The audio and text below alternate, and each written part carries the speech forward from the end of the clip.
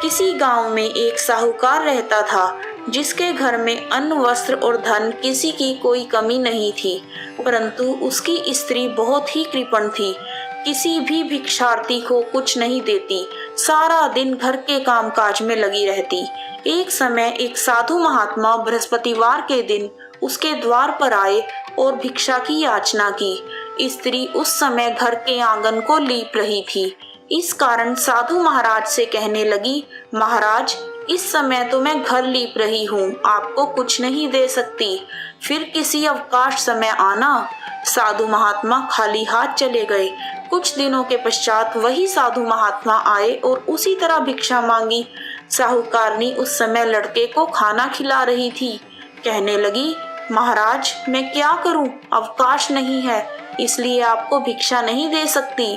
तीसरी बार महात्मा आए तो उसने उन्हें उसी तरह टालना चाहा, परंतु महात्मा जी कहने लगे, यदि तुमको बिल्कुल ही अवकाश हो जाए तो क्या तुम मुझको दोगी? साहूकारनी कहने लगी कि हाँ महाराज, यदि ऐसा हो जाए तो आपकी बड़ी कृपा होगी। साधु महाराज कहने लगे, अच्छा, मैं एक उपाय बताता हूँ। तुम बृहस्पतिवार के दिन सूर्योदय के बाद उठो और सारे घर में झाड़ू लगाकर कूड़ा एक कोने में जमा करके रख दो। घर में चौका इत्यादि मत लगाओ। फिर स्नान आदि करके घर वालों से कह दो कि उस दिन सब हजामत अवश्य बनवाएं। रसोई बनाकर चूल्हे के पीछे रखा करो, सामने कभी मत रखो।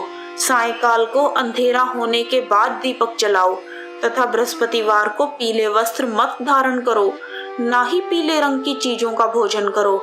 यदि ऐसा करोगे तो तुमको घर का कोई काम ही नहीं करना पड़ेगा। साहूकारनी ने ऐसा ही किया। बृहस्पतिवार को दिन चढ़े उठी, झाड़ू लगाकर कूड़े को घर के एक कोने में जमा करके रख दिया। पुरुषों ने हजामत बनवाई, भोजन बनाकर चूल्हे के पीछे रखा। यह सब बृहस्पतिवारों को ऐसा ही करती रही। अब के बाद उसके घर में खाने के लिए दाना न रहा।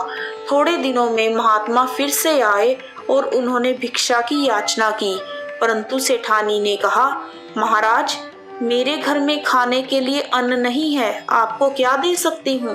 तब महात्मा ने कहा, जब तुम्हारे घर में सब कुछ था तब भी कुछ नहीं देती थी, अब पूरा पूरा अवकाश है, अब भी कुछ नहीं दे रही हो, तुम क्या चाहती हो वह कहो।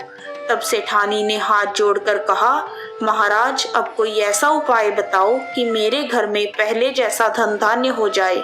अब मैं प्रतिज्ञा करती हूँ कि अवश्य में आप जैसा कहोगे वैसा ही करूँगी। तब महात्मा जी बोले, बृहस्पतिवार को प्रातःकाल उठकर स्नान आदि से निवृत्त होकर अपने घर को गौ के गोबर से लीपो तथा घर के पुरुष हजामत ना बनवाएं। भूखों को अन्न जल देती रहा करो। ठीक सायंकाल दीपक जलाओ। यदि ऐसा करोगी तो तुम्हारी सब मनोकामनाएं भगवान बृहस्पति जी की कृपा से पूर्ण होंगी।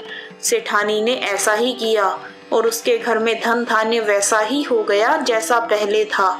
इस प्रकार भगवान बृहस्पति जी की कृपा से अनेक प्रकार के सुख भोग कर सेठानी दीर्घ काल तक जीवित रही। जय बृहस्पति देव।